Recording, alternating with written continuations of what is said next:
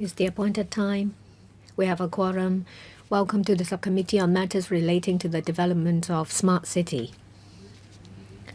Let's invite the administration to come in to join us. Item number 1, application of innovation technology in disaster prevention and life saving.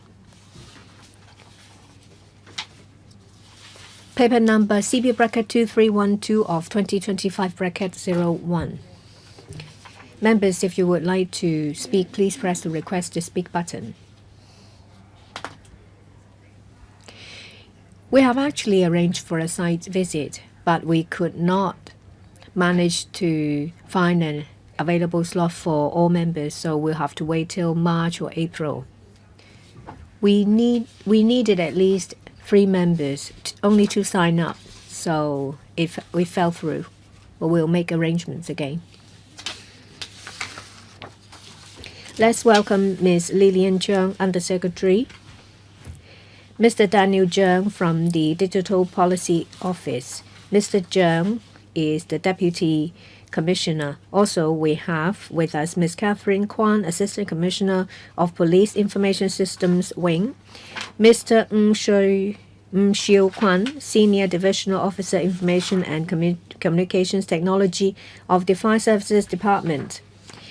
We also have with us Mr. Armstrong Zhang, Assistant Director of the Observatory, Mr. Shamkawa, Deputy Head of Geotechnical Engineering Office of the Civil Engineering and Development Department, as well as Ms. Esther Yun, Chief Engineer of the Drainage Services Department. We have a team of government officials here to answer questions. Now let's hear from Ms. Lillian Zhang.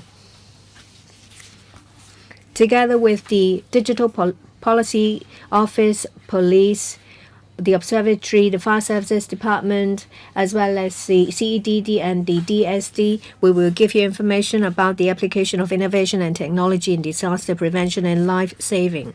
The government endeavors to protect the lives and property of citizens.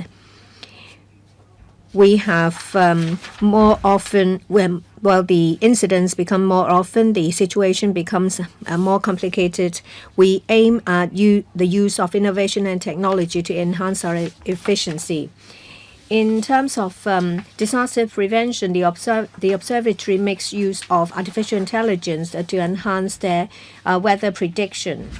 The CEDD also makes use of airborne and spaceborne remote sensing technology for their landslip prevention and mitigation program. They've also made use of airborne light detection and ranging technology.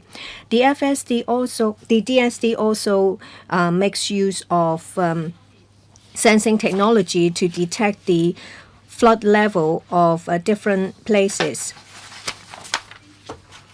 Different departments have pulled their resources together to enhance their efficiency. Say, for example, Common Operational Picture, the Hong Kong SOAir Emergency Rescue Mobile Application, 3R Search and Rescue Solution, Robotic Dogs, and Triage System for the injured.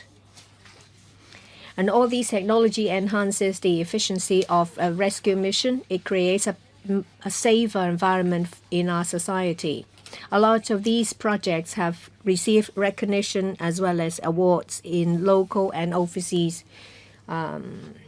award schemes. All these projects are important in disaster prevention and life saving. Different departments will continue to explore the use of technology to enhance the quality of our service. We'll be happy to answer questions. A number of members have pressed the request to speak button. We have Mr. Chen Chen-ying, Mr. Duncan Chiu, Mr. Chen Si-hong, and myself. Mr. Chen, please. This is a topic about application of INT in disaster prevention and life saving. I think this is an important part in making Hong Kong people feel that we are moving towards a smart city. Technology is being used in disaster prevention. I have some questions. First, Smart Rescue, the Hong Kong SOS Emergency Rescue mobile application. It has a precise geolocation function. In 55 cases, actual assistance has been provided very effectively. My hiker friends have already installed this app. It's only been a year since it was launched. I believe that a lot of people still don't know about this app. I wonder if the government will enhance publicity. For overseas hikers, including those from the mainland or from other countries, they know that there is this application available. Will the government consider stepping up publicity with the Agriculture and Fisheries Conservation Department? Say, for example, at the entrance of every hiking trail, there should be a QR code so that hikers can download the application there and then. It will be available to use whenever they need it. I think having the QR code installed at entrance of hiking trails is more effective than handing out leaflets. I see that in relation to the CEDD, they have made use of technology to detect landslide risk areas. Have they used this technology to detect the slope stability at various locations? If it's high risk, there should be alert sent so that residents living nearby will stay alert. The Undersecretary also talked about sensors at carriageways. They are smart sensors. So what is the actual effectiveness of these smart sensors? Do you have any data, any statistics? If they prove to be effective, will you enhance the trial locations so that all flood risk carriageways can be installed with these sensors? What is the estimated cost? Do you need to come to us to get funding? Thank you. Mr. Chan has given us some comments and some questions as well. There are three parts. I'll first defer to Ms. Kwan from the police, and afterwards I will defer to Mr. Shamkawa, Deputy Head of the CDD, and for the last part, Ms. Esther Yun from the DSD. Ms. Kwan. First of all, I'd like to thank Mr. Chan for his recognition and support of Hong Kong SOS. Well, it's been 12 months since it was first launched. We have a download rate of over 120,000. We have protected 50,000 people when they used it. We have rescued over 60 people, 60 cases. Over 140 people came out of danger because of the use of this mobile app. We're looking into cooperating with the AFCD. At the beginning of this year, we have already started discussion with the AFCD to see if we can install some metal plate with the QR code of the app in country parks. It will make it easier for hikers or people who visit country parks to install the app. But we have to overcome technical difficulties. Say, for example, the installation of these metal plates as well as its impact on the environment. We will follow up. Well, there is an app of the AFCD with information of hiking trails and relevant information. We are discussing with the AFCD as to how we can link up the two apps or have a joint platform for these two apps. Second part, Mr. Shum, please. I think members express a concern about a natural hillside as well as man-made slopes near residential areas. We use a risk-based approach. We also look at past landslide records. We use aerial photos as well as remote sensing technology to assess risk. We have used digital aerial photographs to enhance our ability to analyze and to better understand the stability of man-made slope and natural slopes. But we rank these slopes by way of the level of risks. Those that are close to residential areas are on the top of the list. We started our prevention of landslip work since 1977. Where high-risk slopes are near roads as well as residential areas, we have done quite well in terms of our stability work. For natural slopes, we make use of past records and handle hillside that has landslide record. We make use of mud barrier to stop debris from being washed down to protect road users as well as residents. The third part I'll defer to Ms. Yun. The member asked about the smart sensor at carriageway. It's a smart sensor for urban area flooding. We worked with mainland authorities, made use of their research and studies. We have installed these sensors, but in the past, they were installed near riverways. In the past, we made use of ultrasound to detect the flood level, and it's not suitable for roadside locations. We realized last year that a new technology is used in the sensor. It's like a mobile phone.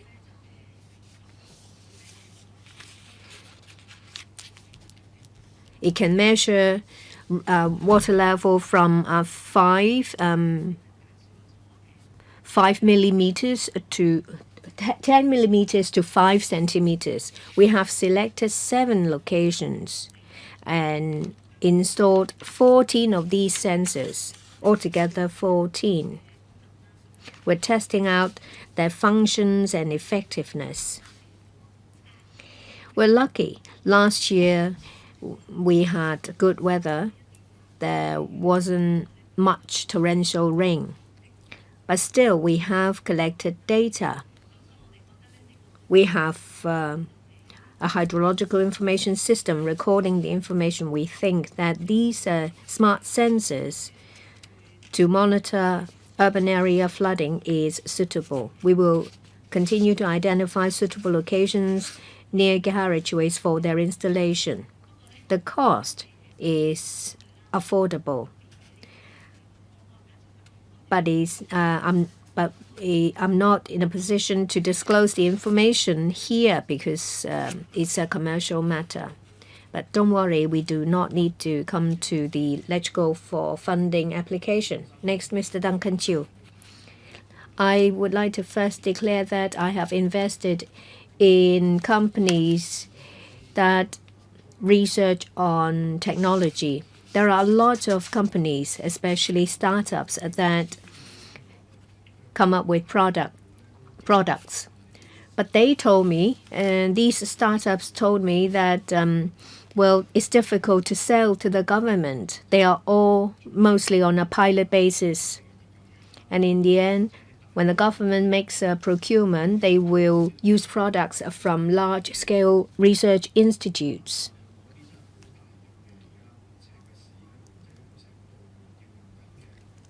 I'd like to ask,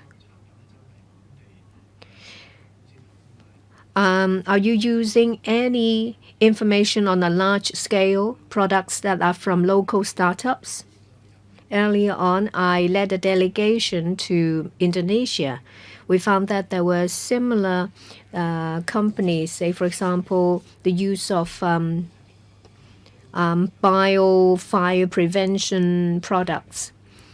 We saw that there were orders going to different countries as well. So, do you have any measures to help local startups to sell their products to other places? We don't have to go far. Say, for example, ASEAN countries. That will help a lot. So, what policies do you have and what measures do you have to support local startups? Thank you, Chairperson, and thank you, Mr. Chu. Let's respond to the second part of the question because at the moment we have a lot of technologies provided by our local startups, and we hope that it can boost up our local economy through local startups technology. And we also would like to support them. And in our delegation tour, we really hope to bring our local enterprises to experience overseas or other technology and also reach out to future markets. I hope that we can collaborate with Cyberport and also Science Park to help our local startups to align with or to connect with our overseas market. And in terms of the applications of technology, in fact, our government departments have been using these technologies. Let's invite the fire service department and also our police force to introduce how they have been using our technology provided by our local startups. So let's invite Mr. Ng from FSD to introduce. Indeed, the fire service department are very welcoming towards the local startups technology. We have been collaborating with one of the startup, and they have helped us to establish a startup applications. It is about finding a drone to take photos of the mountains to find missing persons. So through these photos, we are able to identify or to locate the missing people from the photos. So if we can notice or we can find the people from these images, then we can target at that area to send our manpower resources to focus to search for that person in that particular area. And the artificial intelligence has actually trained us to use the images that are generated by it to support our work. Next, we'll invite Ms. Kwan from the police force. I'd like to talk about how we have been collaborating with local startups on technology. Since 2021, we have signed the MIU with them. We would like to explore our local startups to see how they can collaborate with our work at the moment. One of the work that we have been collaborating is the HKSOS mobile app. We have been using or collaborating with one of the startups from Science Park, and they have given us a solution. They have been using the long-range Wi-Fi on, and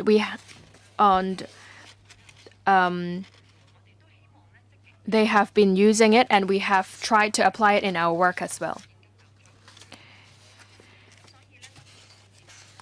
In our digital policy office, in E&M, we also have the inner portal new platforms.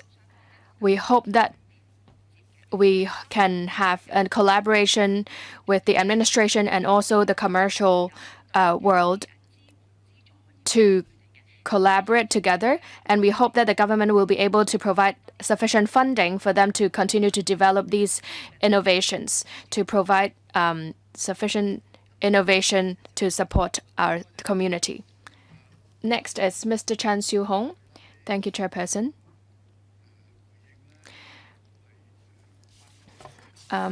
What Ms. Cheung has mentioned just now is what is my concerns.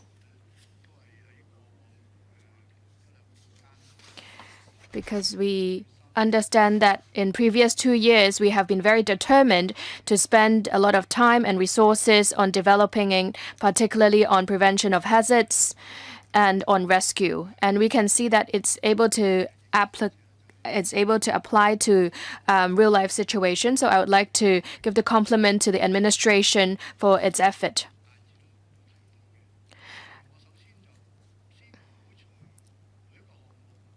Let's not talk about each scenario's application. I'd like to see from the administration, I'd like to see if there's any coordination between departments, particularly when each department already has enough work to handle each day.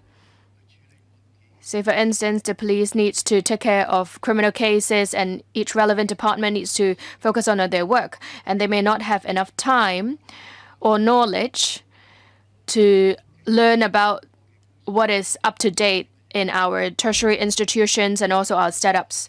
So from the system point of view, will Digital Policy Office or EMSD or any other joint departments committee to take a look or explore what technology or innovation solutions to help the whole entire administration to alleviate our current problems. So I would like to see, is it the Digital Policy Office will be responsible in taking up this role?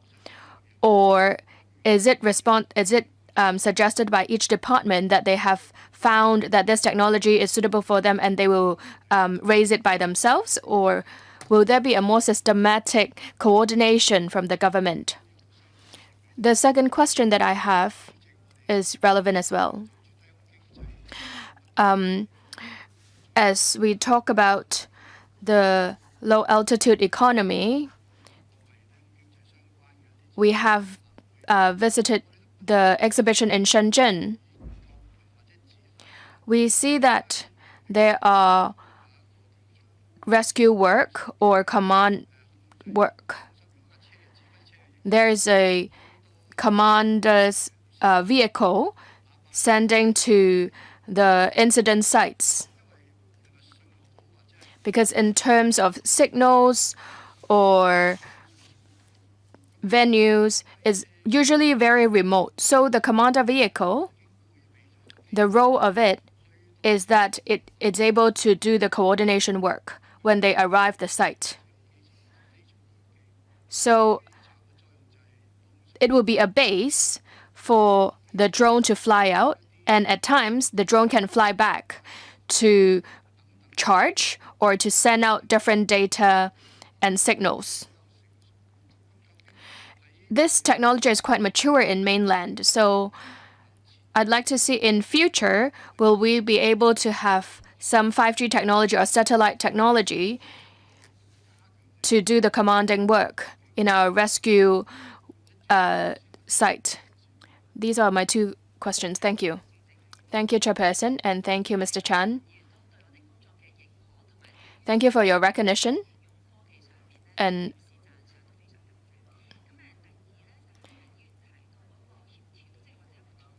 in terms of our coordination, how to facilitate the collaboration among departments is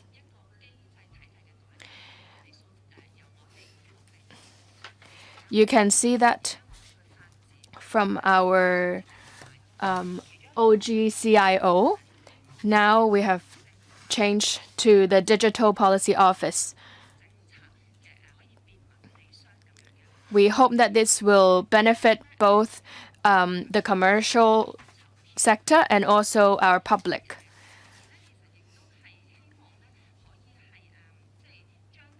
We hope that we can bring more good technology and connect these to our departments. Indeed, in our digital policy office, in each season, we will organize some trade shows. We'll collaborate with Cyberport and also Science Park in different themes. We will introduce these new products or technology to different government departments. In general, there are more than 100 colleagues from different departments joining the exhibition. They will also give out some problems or questions at the moment and see what technology are available at the moment from our startup company and see what solutions can be provided. So with this platform, they will be able to connect with each other from the user and also the supplier to see if the current technology is able to support our needs in society at the moment. For example, in the exhibition, we have Smart Innovation Lab. It's a kind of platform to collect what technology where it's available at the moment. And we also have case study to allow our government officers to see that what technology and innovation is available at the moment, and when they see the suitable ones, they will be able to approach them directly. So we are able to see when we are able to see the need of the departments and we can see that it's available in some startup, we are able to do some link up. Another point to mention is about the financial support. We also have some from the financial support. We are able to support different departments. Our government is running in a one government policy. We are very aligned to use more technology. So different departments actually take the initiative to contact us. For instance, for Kaitak, we need some technology to help out with crowd control. And they will reach to us and ask, is there any technology that will be available for such need?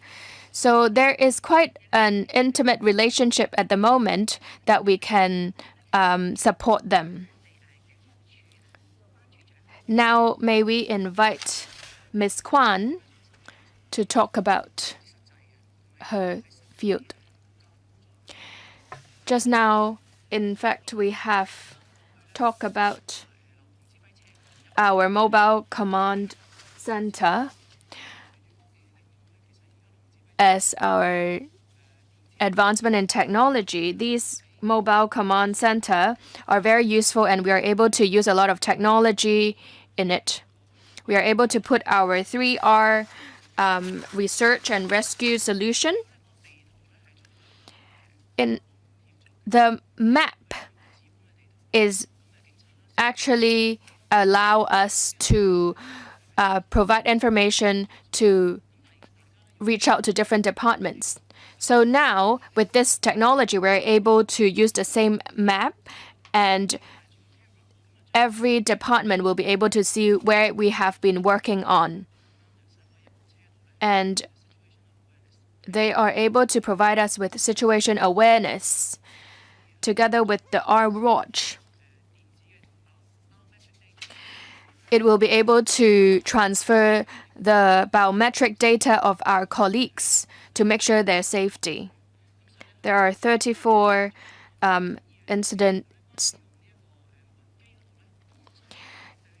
initiatives. In terms of our HKSOS solution, there is a signal radar technology. So even without the signals, we are able to reach out to the victims with the signals, who sent out signals. So will we send out a drone from our mobile command center? It is actually possible. We have reached out to a company in mainland to support this. In terms of daily patrolling, drones will also be used. We will be able to use it in more remote areas, such as North New Territories, in our national games. So we'll provide more updates later. 唔該，主 Mr. Holden Chow, thank you. I can see that government departments really endeavor to make use of various technologies, say, for example, AI and drones. I would like to focus on landslide. In paragraphs 5 to 7, I see some detailed information about the use of technology for early detection. When slope is high risk, is identified, then measures will be put in place to guard against it. I have this suggestion. I wonder whether the government's already doing it.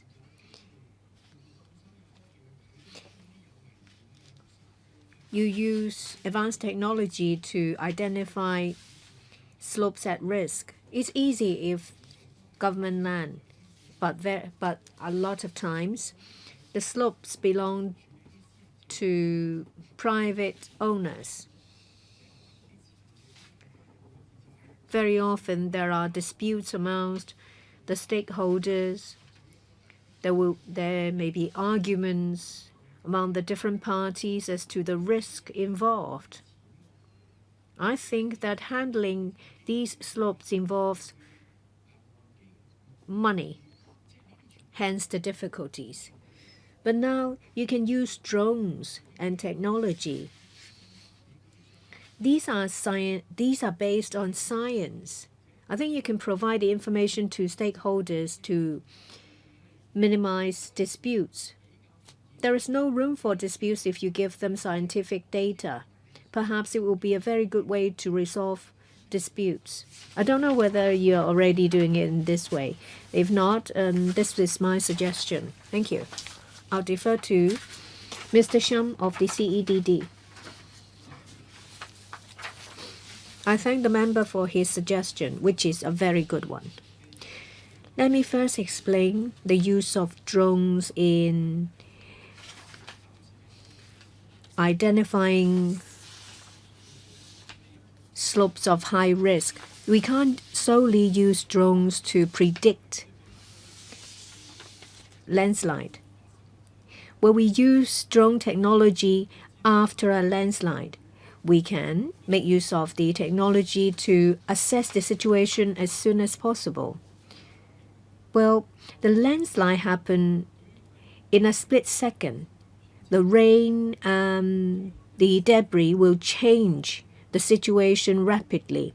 If we can assess the situation accurately and quickly, then it will enable us to better handle the situation. We send out a drone to record the parameters. Say, for example, in 2023 in Yutong Chun, there was a landslide. Within the same day, we send out drones to record the shape of the terrain after the landslide. We use it to identify issues to be followed up. In terms of prevention of landslides, we note that it will be repair and maintenance work where the drones will come in handy. There's very often natural ones. When it comes to landslides at man-made slopes, it's because of poor maintenance, say, for example, clogging of drains, or the owner was not aware of possible hazards. We want to make use of drones to help us. Some man-made slopes may be as tall as 30, 40 meters. It will take time for workers to go up there to clear the drain and to repair the slope. If we can use drones to assess the situation pre and after the incident or before rain season, then we will be able to tell whether the drainage at a particular slope is clogged. Well, just now the member talked about disputes of stakeholders of a private slope. I believe that owners are all very concerned and they attach importance to importance. We send our officers to teach them and give them guidance. If there is suitable technology available, we share the information with them at the right time. We would like them to make better use of technology that's been used by the government. We suggest to the private owners the use of these technologies. Very often, they engage property management companies. We give them the information. These property management companies are very interested in learning the latest measures and technology available. But we would like to first let the government use it to make sure that the technology is mature, and if it is suitable, we will give the information to the private sector for them to use. Next, Professor William Wong. I want to say something about low-altitude economy. We use this term to refer to air activities at a low altitude. I think it's a very good thing if we can use low-altitude technology to for rescue mission. Maybe this topic can be incorporated in the subcommittee. I think your experience will be very useful. Say, for example, the difficulties you encounter when you fly your drones out. I'd like to say something about rescue work in the GBA. I understand that in June last year there was a joint cooperation framework in place in the GBA. It was said that there would be rescue strategies and policies put in place for places in the GBA. I would like to know whether there is any progress and whether there is any technological exchanges. When it comes to innovation and technology, can we do something more in terms of reusability?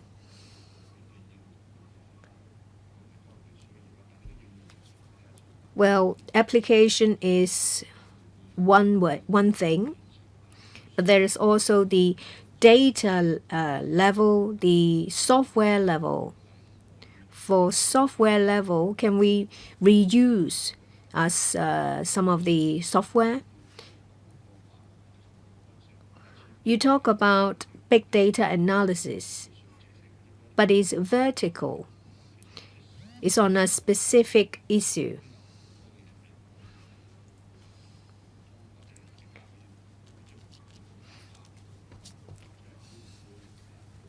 But the information can be shared in different areas for better use. Will there be a cross-discipline or cross-area big data analysis? Undersecretary, thank you I thank the member for his questions. Well, if we can share experience with the working group of low-altitude economy, that will be a very good thing, and we will do it if it's possible. The working group on low-altitude economy was led by the Financial Secretary, the Transport and Logistics Department, Immigration Department, Civil Aviation Department, as well as the Custom and Excise Department are involved. They attend meetings and they share their experience in these meetings to improve the effectiveness of the various measures. The member mentioned about the Guangdong Hong Kong Macau Emergency Cooperation. The framework agreement is a very good framework. It enhances communications and cooperation with the 3 areas under the GBA. The agreement promotes technology and knowledge exchange. There are platforms put in place for different parties to share information about training, technology,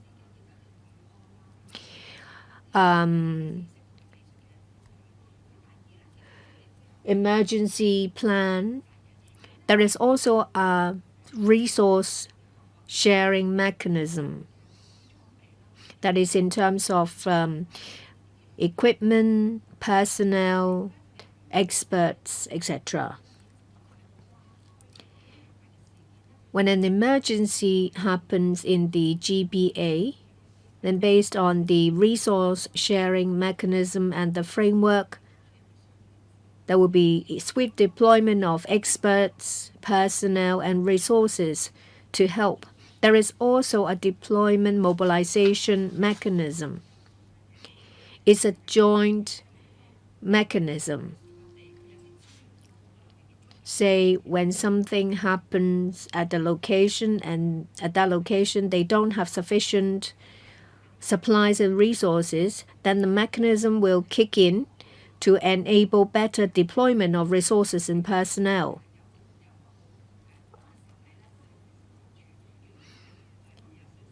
The FSD has a lot of experience in cases. If you allow time, then the FSD will give information.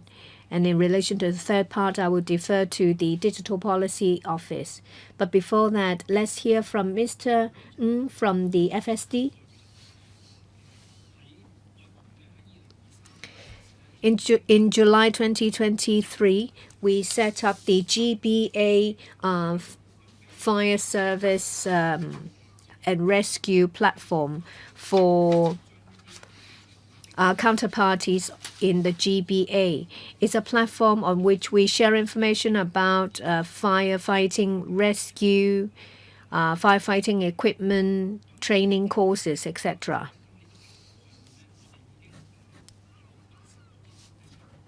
So far, there are 80 posts on the platform. The 3 places in the GBA are able to look at the information, and we all participate in exchange sessions. So the aim is to enhance our effectiveness and our efficiency.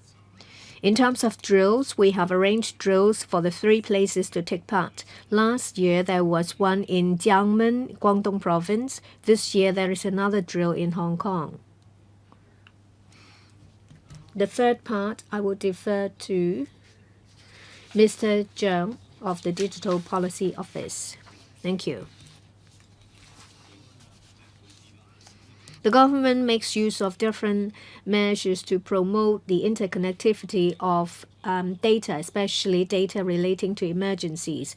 We have open data policies. We have centralized service platforms. There is government cloud infrastructure facilities, open data platform, the geospatial sharing platform, etc. All these different platforms enable different departments to consolidate, share, and access information. Well, we have under the common operational picture in paragraph 10, departments are able to exchange data and information.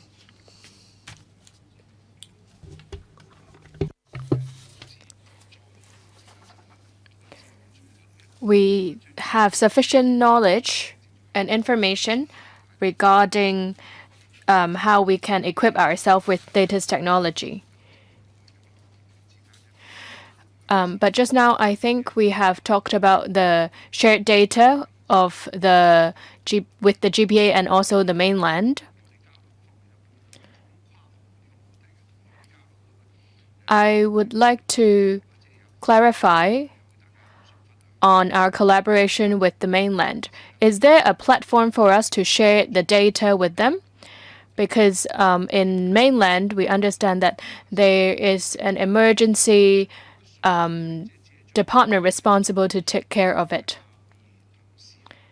So if there's a portal for us to upload data for us to share, or is there a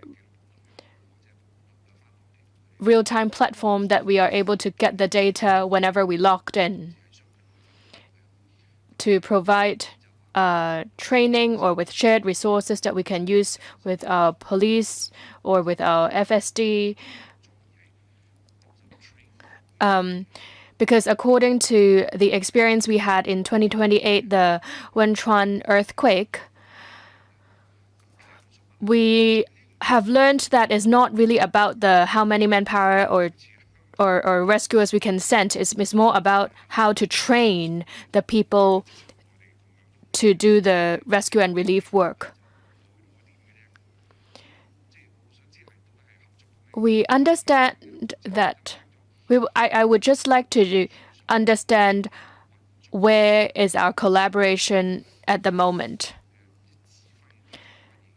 Just now you have mentioned about the collaboration on commanding, but the documents we have has not a lot of information about it. So I'd like to ask for you to elaborate more. Under what circumstances will we activate this mechanism to joint command? Thank you, Chairperson. Thank you, Mr. Tang.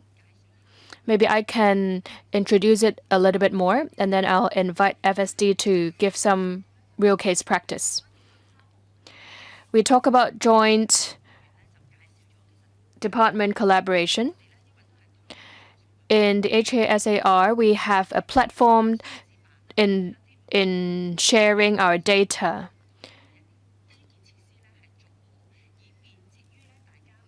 So there is a platform for us to share such data in terms of infrastructure and others, so everybody can use it.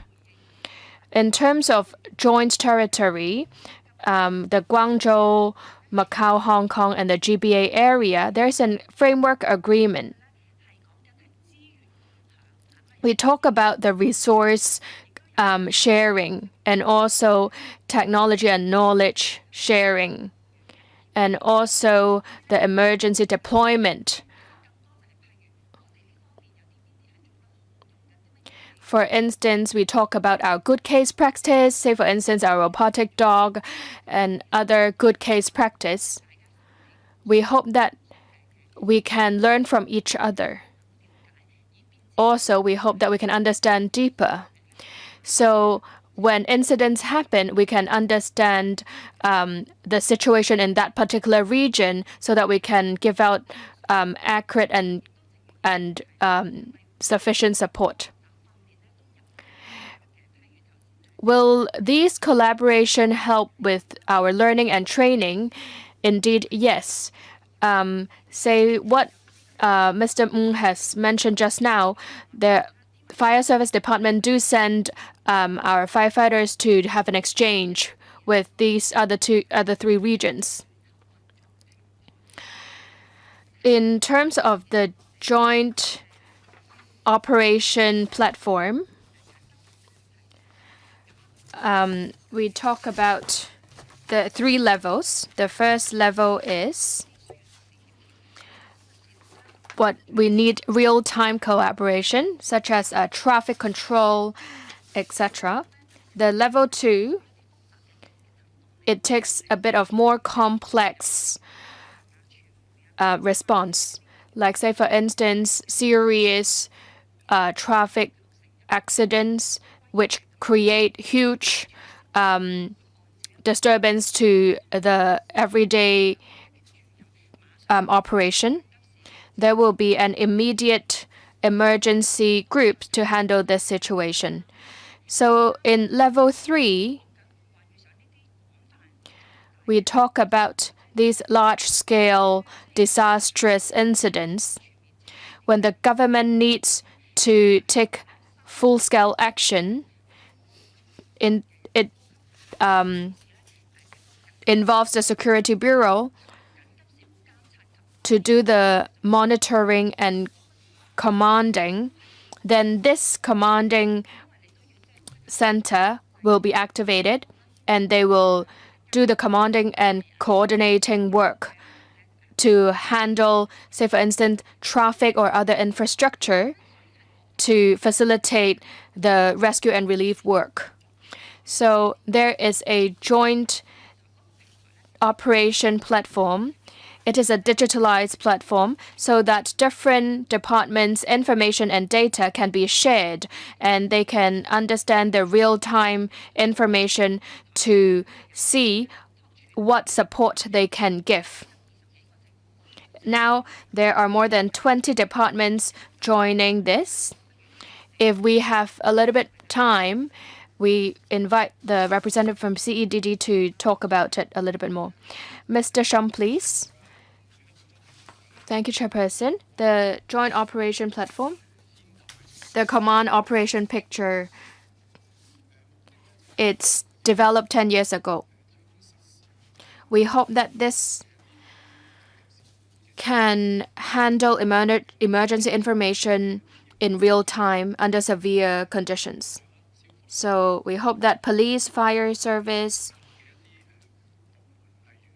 or other departments such as land department, housing, or CEDD, or DSD, or water department, we hope that under like incidents like landslides or flooding, there will be adequate support or assistance given from these departments. They run 24 hours. They run 24/7. In their system, they will be able to upload the data and statistics to provide our frontline staff with real-time data. So under the Emergency Monitoring and Support Center, they will be used and they will be able to give us authority to use the data. So for instance, when the police received reports or cases about the collapse of trees or landslide reports, we will upload it to this platform. Storm surges or flooding or other serious traffic incidents will be able to get the information through this platform. So after 2023, the very serious rainstorm, we hope to enhance this mechanism, this system. So we hope that we are able to upload our progress for different departments, so everyone will be able to keep track of what's going on. We are able to see the rescue work and also the recovery work after these incidents. Like say for instance, when will the maintenance work be completed? So this will facilitate our coordination and manpower deployment.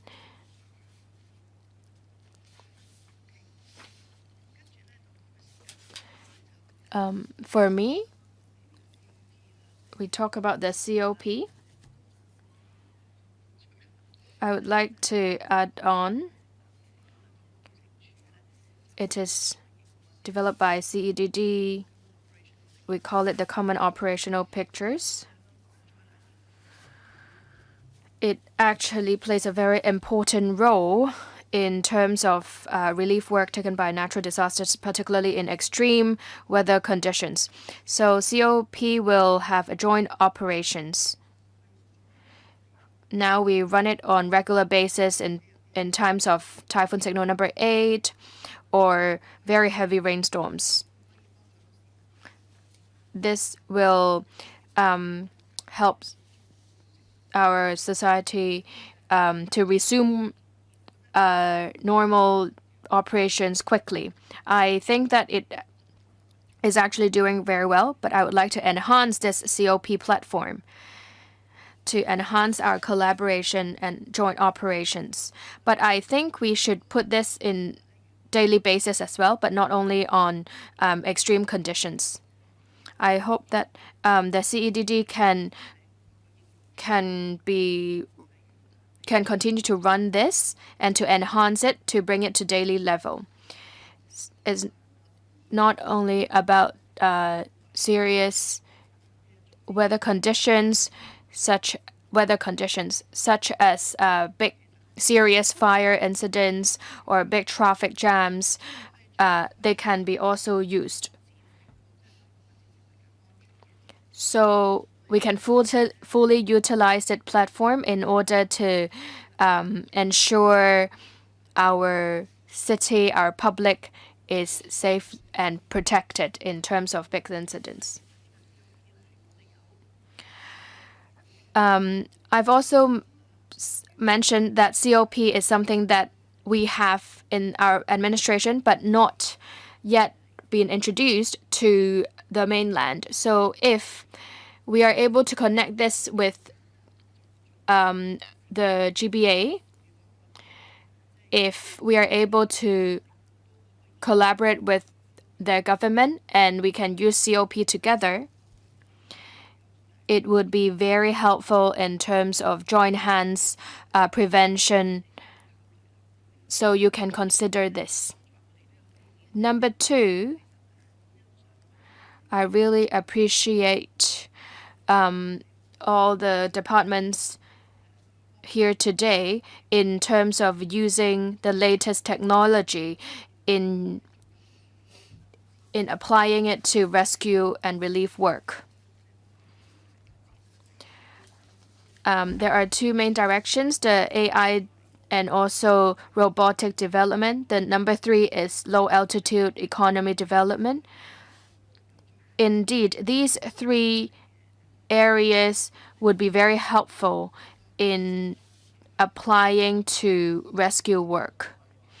I can see that in mainland, we can see that this technology and collaboration has been very mature, and I have also seen our government departments joining their exhibitions in the mainland as well, like FSD.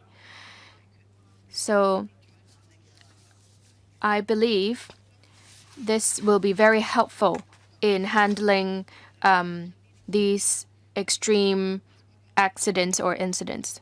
We talk about smart innovation labs or other platforms. But indeed, it is actually not easy to enter these platforms. For instance, for low altitude economy, although we would like to invite some of the startups or companies from mainland to Hong Kong, they actually do not have the budget to do so because they don't know whom to find. As mentioned by Mr. Chan, if there is a platform or a department to talk about it, it's actually more difficult. There's no contact point for them. If they are reaching to our working groups, say for instance, low altitude economy, there's no main contact for them to reach out to. Are they going to find the civil aviation department or whoever? In terms of matching, I think our work at the moment is not sufficient. So we hope that we can enhance it. Will there be a single contact point or a platform for our local startups or other startups from mainland or from overseas? If they are able to provide technology initiatives to help our rescue work or provide solutions to us, they will be able to leverage on this platform. And they find the right contact to reach out to. Is it the Digital Policy Office or any other departments? And if we have officials assess that these technologies are actually very useful, we can use it in Hong Kong, then would there be a mechanism for them to invite them over? Or else, for now, the process takes very long time because our work at the moment is not to help them find the business.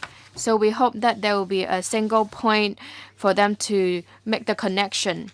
And there will also be officials to assess their work, to take a look at their technologies and to see whether it's suitable for Hong Kong or not. Then we will have more choices. And if they're able to really bring in their innovation to Hong Kong, then they may consider establishing their headquarters in Hong Kong and we can attract more talents. So this can create a healthy ecosystem. Undersecretary, thank you. First of all, I thank the chairperson for her support and her recognition. We agree with what the chairperson said. If there is a better mechanism to connect the government and INT companies, it will be better. We have a Smart Government Innovation Lab, which is a very good platform that showcases different technologies for the consideration of departments. There has been a number of successful cases.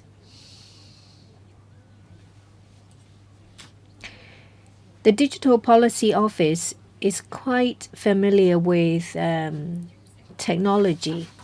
There may be some adjustments required. The Digital Policy Office has a role to play. The chairperson talks about taking a step further.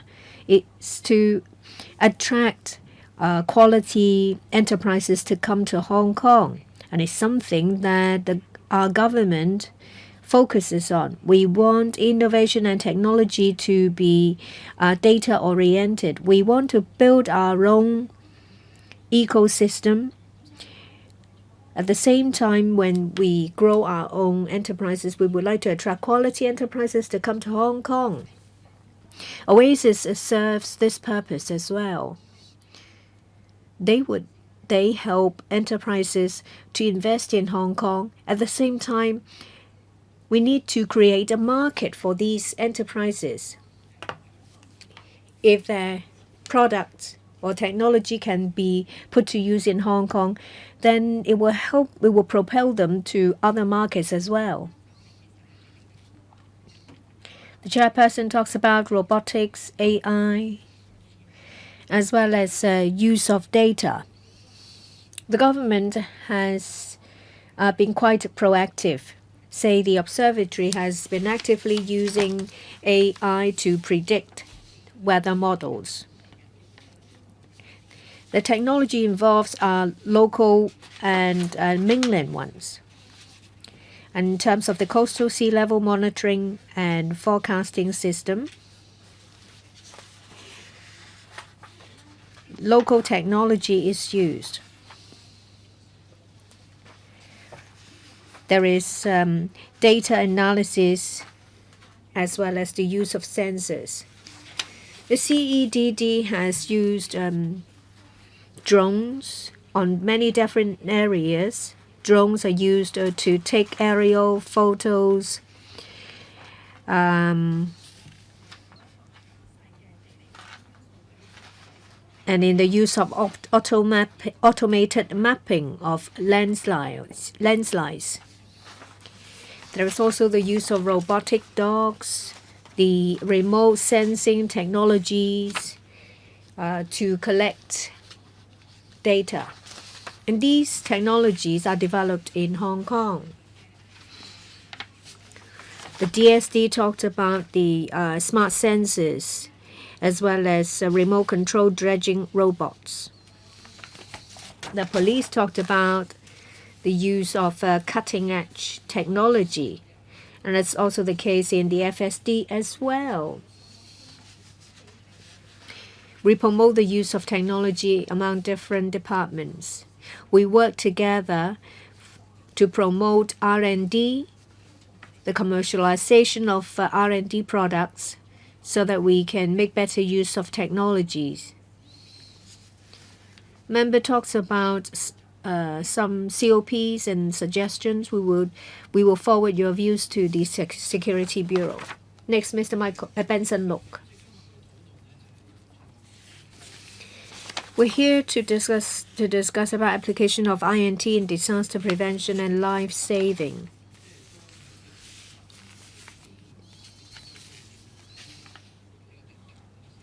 I think it's a snapshot of the use of INT in recent years in the government. Well, I've been paying attention to mountain rescue. There is the use of 3R rescue solution, Hong Kong SOS. The use of technology enhances the efficiency, effectiveness of rescue missions. This means that the safety of hikers are better protected. Other than mountain rescue, I am sure that the prediction of extreme weather by the observatory is also very important when you decide to undertake an outdoors activity. The weather is an important consideration. I fully recognize the merit of all these efforts. It's a joint effort by 4 different bureaus. We hope that with more hands, things will be done better.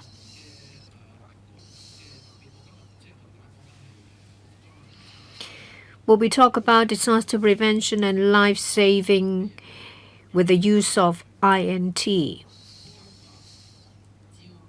What's the role of INT? What are the roles of the different bureaus in development, tender, and application? Well, we hear about some INT platforms run by public bodies. When a problem arises, we learn that, well, the government was only involved at the very beginning. If that is the case, I think it's the waste of the professionals and talents in the Innovation and Industry Bureau, Innovation, Technology and Industry Bureau. So what is the involvement of the government? What role do they play? Undersecretary, I thank Mr. Lok. He said that we have been developing by leaps and bounds. We thank the member for his support.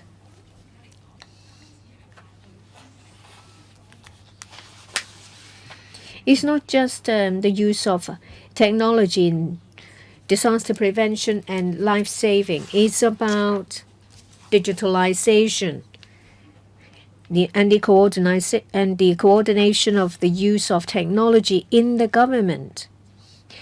The government will play the role of a coordinator. We want to promote data sharing and interconnectivity among different departments. It's not just about open data. We need infrastructure in place.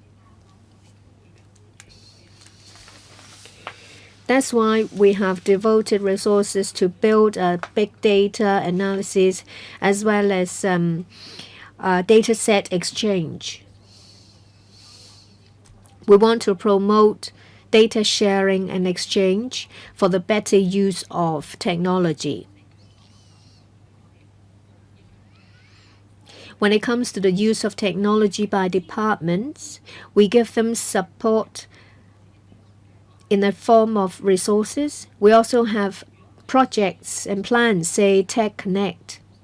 If a government department wants to use new technology in a project, If it's within a certain amount, they can make an application from us. Of course, if the amount is bigger, they have to go through LegGo. If it is proof of concept, we can help as well.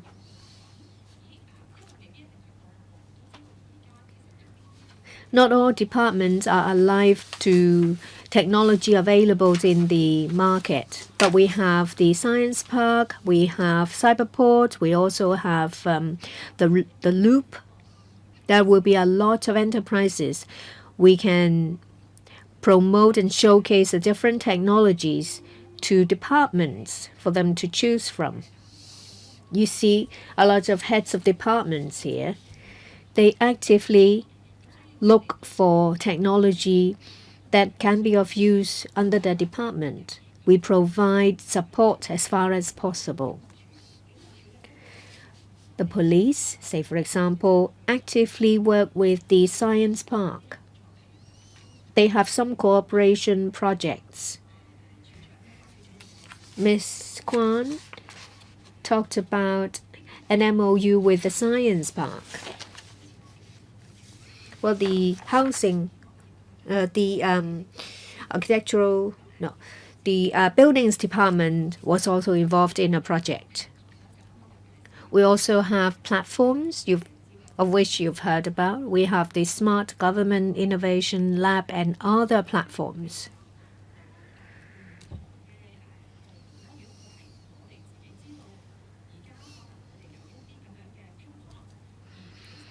If we are aware of pain points, and if we are aware that there is a suitable technology solution, then we will make the matching to help. We will do the matching to help. The government works as one. It's not the case that the ITIB or the Digital Policy Office will dictate what is to be done. We need to consider what the department needs and how the technology or the product can deliver. But we will provide comprehensive assistance. And if we find good ideas, we will introduce them to these departments. In my reply to the chairperson's questions, I talked about different solutions. It's not just solutions from Hong Kong or the mainland, but those from other parts of the world as well. Well, we have the firefighting robots of the FSD. We have the view shed, data analysis. We have technology from France and that from Switzerland as well. The police, the FSD, the CEDD have technology they have developed, and they take these projects to take part in competitions. Some of them have won accolades, say in the exhibition of inventions of Geneva. The Digital Policy Office will promote exchanges, sharing, and participation in competitions. Mr. Chan Xiu-hong speaking for the second time. Thank you.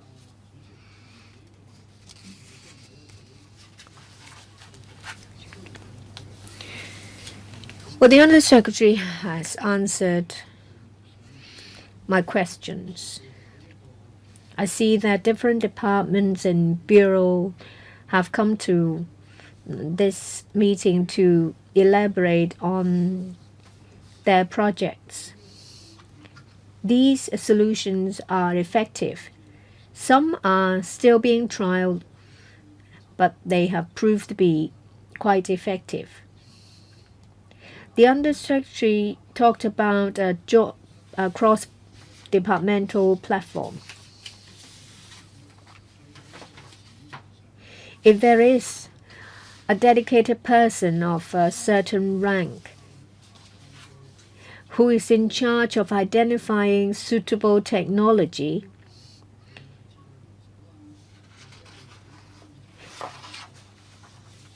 and the technology can help departments to streamline procedure, save on manpower, assist in investigation and rescue, that would be great.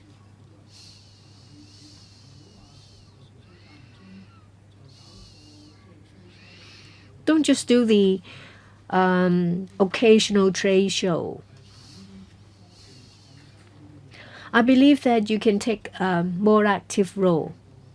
If you can make better use of technology, it will greatly help with the efficiency and effectiveness of government service. The government should do more. I have some questions. Just now, the Undersecretary talked about the use of technology not just from the mainland but from other places, say France as well. Is it the case that if it is suitable for a Hong Kong situation, then the technology will be considered?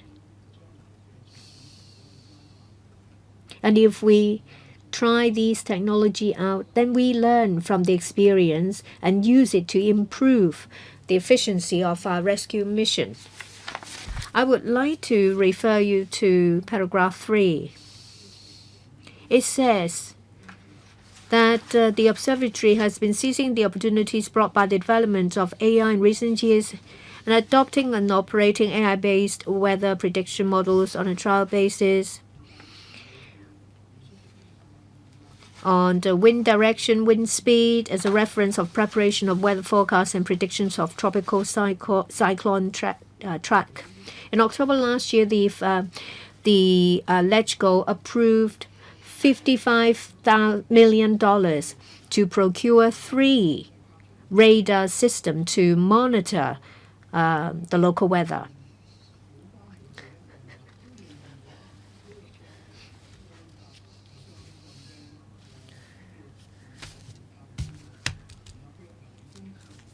Well, the use of this special radar, the use of AI, does it work in predicting adverse weather? I want to make sure that all the equipment procured are interconnected and put to good use. Another question I have is about landslide, paragraph 5. It says that the CEDD has made use of innovative technologies of airborne and spaceborne remote sensing in supporting the landslide prevention and mitigation program. That includes the use of high-resolution aerial photographs, satellite imagery, and airborne light detection and ranging to map the nature and extent of landslides. I remember that in September last year, the CUHK developed the first satellite developed in Hong Kong with the subsidy of Hong Kong. It was a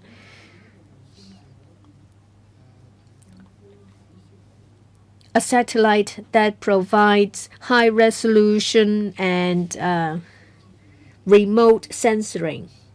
It can be used to predict landslide as well as dangerous buildings collapsing. Is it the case that the CUHK is working on one project and the CEDD is working on a separate, different project? Are they connected? The CUHK is a local university. Their research can be of reference to the government as well. Thank you. Thank you. We can invite Mr. Zhang from HKO to respond. You have talked about how can we enhance the collaboration among departments and also the tertiary institutions in Hong Kong. And this is also one of our direction. That is why I would like to introduce one of our function of the Digital Policy Office. In fact, in practicality, we have done an e-government audit that we do regular evaluation on different government departments to see how we can enhance the efficiency of it with our data. In 2024 to 25, there are 8 new measures to put forward the smart city initiatives, and there are 110 new measures. We hope that we can enhance the government department's work, and a lot of them are related to prevention, disastrous relief.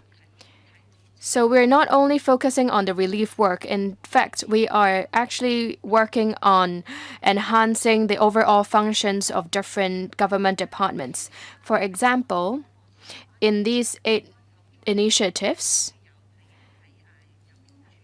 in the police force, there is a new initiative for the rescue plan. In HKO, there will be some coastal area monitor system. There are also some fire source monitoring system, alarm system. These initiatives will be launched in the coming near future. So we are hoping to strengthen the work of them, and we are working hard on it. For the next part, I'd like to invite Mr. Zhang from HKO to elaborate a little bit more. Thank you, Chairperson. Thank you, Mr. Chan. No matter it's AI or buying the phased array weather radar, we hope to provide more accurate weather forecast and to inform the relevant departments in terms of the relevant risk. Although the technology is different, let's talk about AI first. In these reasons, it has emerged in these 2 years. So in previous years, we have been using the numerical weather prediction models. We use our data received from it to do the forecast. But this forecast model has been developed for years. But AI has only been developed in these 2 years. In 2023, there is a more detailed report on how we can use the AI model to predict weathers. Although it's only been 2 years, but in 10 days of development, it can already catch up with the traditional way of analyzing the weather, particularly on tropical cyclone track. But it has also got its limitation. For instance, in terms of space and time, the differentiation is actually weaker than the traditional method. Because AI is data-driven, it had accumulated the data from previous years. This is a climate model. But with these previous data, in terms of in analyzing the extreme weather condition, which has never happened before, is actually quite a challenge for them. So this will not be our only tool to do the forecast. So we talk about the phased array weather radar. It allows us to take a look at the data from a lower level. This is also about putting the data we have into the model to do the calculations, to allow us to have more accurate results to do the forecast. We are trying to enhance both the traditional and also the latest methods to enhance the accuracy.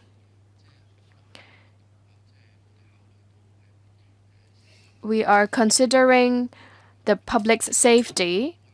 We prioritize it. And with the support of science, we really hope that we can provide as much information as possible to public and also relevant government bodies. Next is regarding landslides. I would invite Mr. Shum to address this.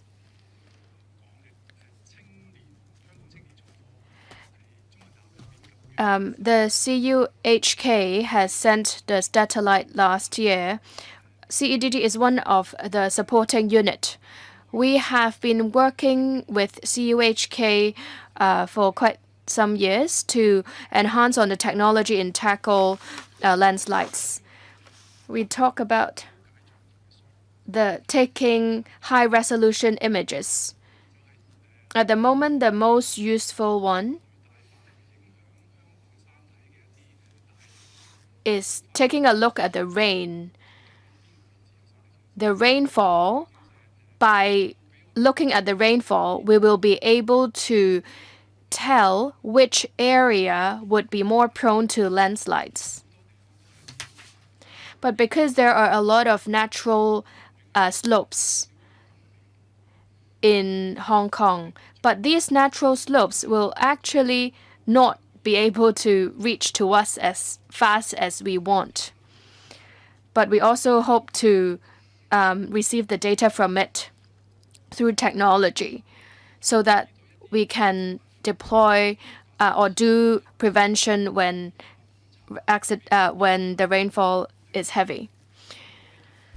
So with this optical satellite allows us to take a look at the images to easily identify where the landslide is about to happen, because there are some brown spots in these images.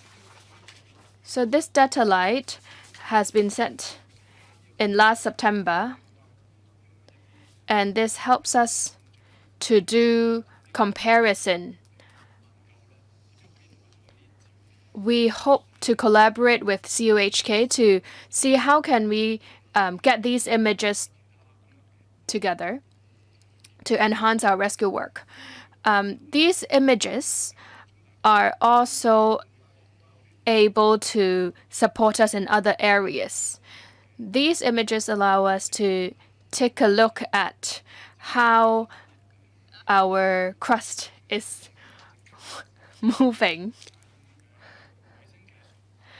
But using satellite technology to observe the movement of our landscape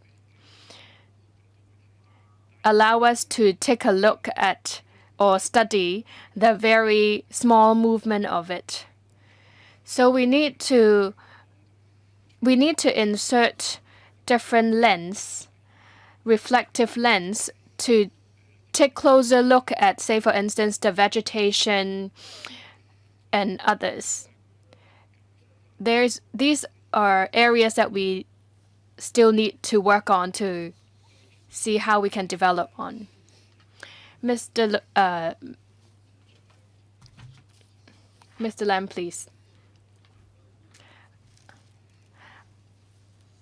I really appreciate what DPO has been doing, and I also understand that different departments have been working really hard in this area. We have been spending over a year in talking about this. Every time when we come here, it actually moves our heart to see our progress. But what I would like to point out is, when I see the blueprint development, what I get from it is each department is working on their own.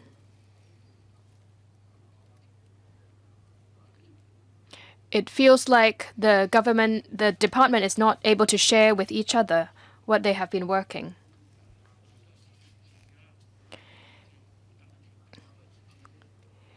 Of course, we don't know everything.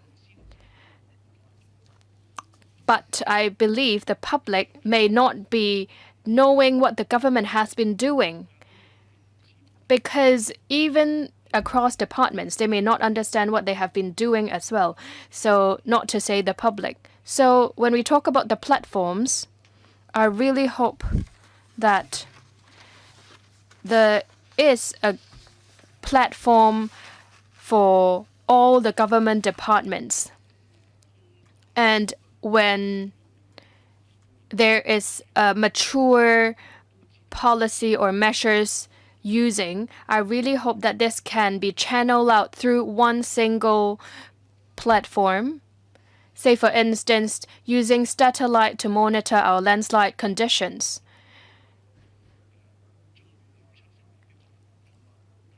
This can be released and shared with different departments. Although it is not 100% accurate at the moment, I really hope that in future, these new initiatives or measures used by different departments can be shared in this platform.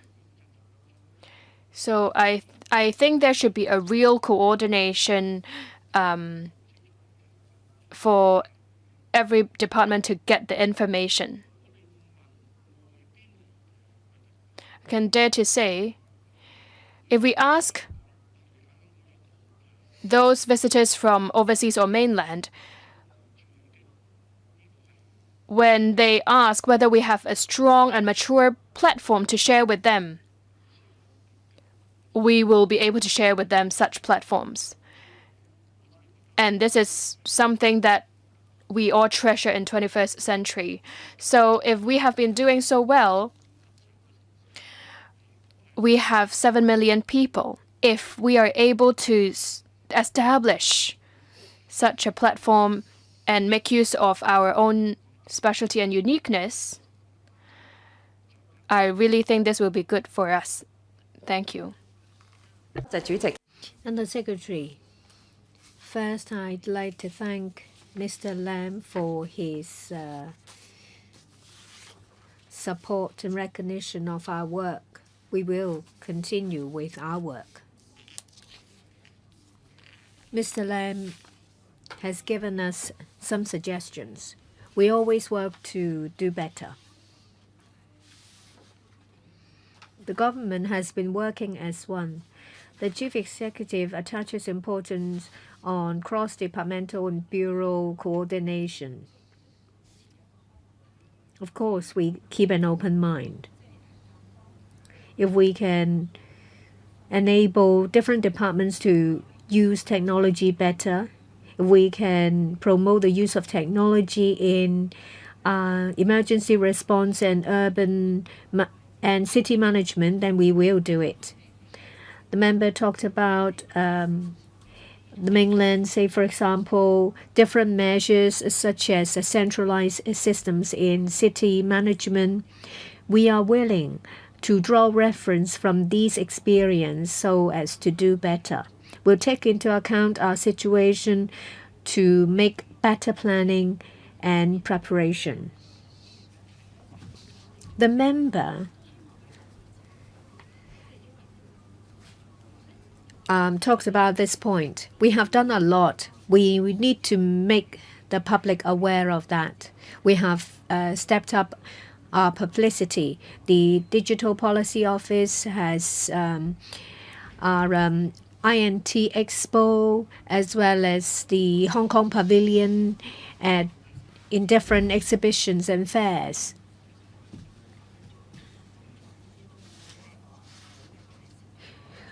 The government uses technology. This will be a good example for the private sector to use. And this also serves as a form of a recommendation of good technology that is available. If there are better management platforms, we will consider them. And if we can do better, we will also try to do better. If there are no follow-up questions, I thank government officials who have attended. Item 2, any other business? There being no other business, the meeting is adjourned. Thank you.